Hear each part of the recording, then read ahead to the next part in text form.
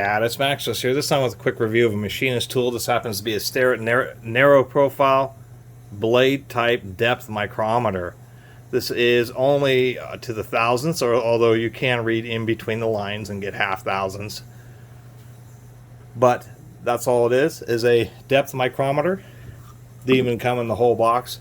Rarely find machinist tools on sale. I do run into them, but they're usually outrageously overpriced. BA on this one, I guess they had a bad attitude. Anyway, it was a basic set, at least it was complete. We have 0 to 1 inch, we have a 1 to 2 inch rod, and we have a 2 to 3 inch rod. And what makes this, a couple things are different about depth micrometers. One, this thumb wheel is a speed wheel, but it's not a ratcheting click wheel. This is actually just a cap in order to replace the plunger, and how the plunger comes out is just like this. Pops out, and this is the 1 inch because it has to have all the extra length that goes to the body. It does have a keyway, so when you put it in, it will only thread through being parallel to the body, and then you just put the cap back on like so. And then as you thread it in and out, it withdraws and puts it back and extends. And so the way you would use these is pretty simple. Like if I wanted to measure the depth of the cutout in this box, is I would just move it around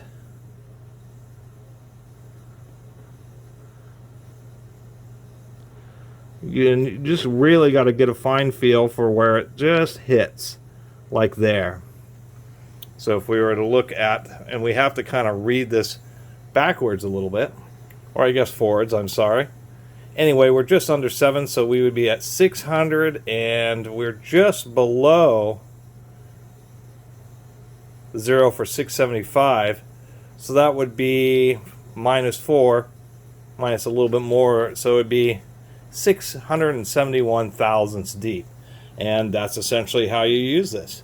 Really pretty simple. Nice little Starrett. It does have an adjustable collar. If the screw threads get a little bit worn, you can adjust them. If you're wondering, I don't do much machine work, but it is handy to have the depth gauge. Actually, I haven't had a depth gauge. I did a long time ago, but I sold it. What I've been using is something like this, which is a foot that goes on a dial indicator. I happen to have a 2-inch travel dial indicator, which works pretty well. And so that's all you would do with this, is on this dial indicator, you set it up, you would zero it off, and then simply drop it down, and then look and see what your measurement, or you can't see.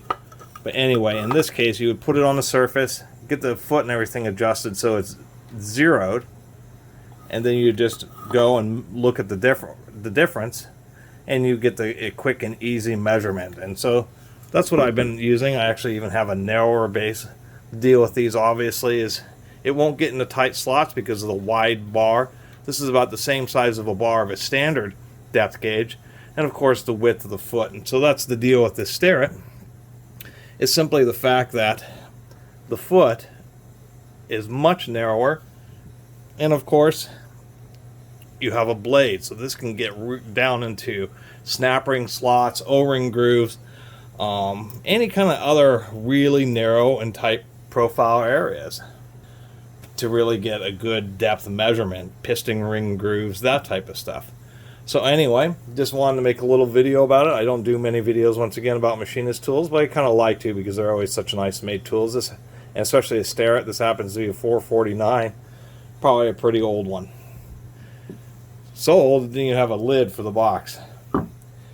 But, you know, at least the deal with machinist tools, as long as they haven't been dropped, they tend to work okay because they actually are pretty basic devices, and as long as the threads aren't messed up, you just run it in and out and make sure you don't feel any issues, and if you don't, you end up having an okay tool.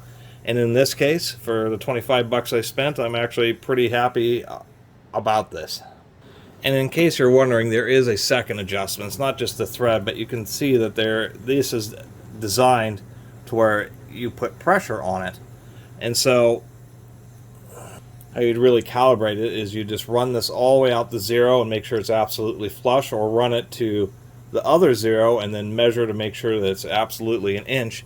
And if there's any discrepancies, there's actually this little cap. It's threaded onto the end of the rod, and I think there's either Loctite in there, or it's specific. The threads are specifically machined slightly larger to where this little cap really doesn't want to move at all. You really got to put a lot of force on it to get it to turn, and then that's how you calibrate this little cap where it locks into the back of the tool, and do fine adjustments on the actual length of the rod.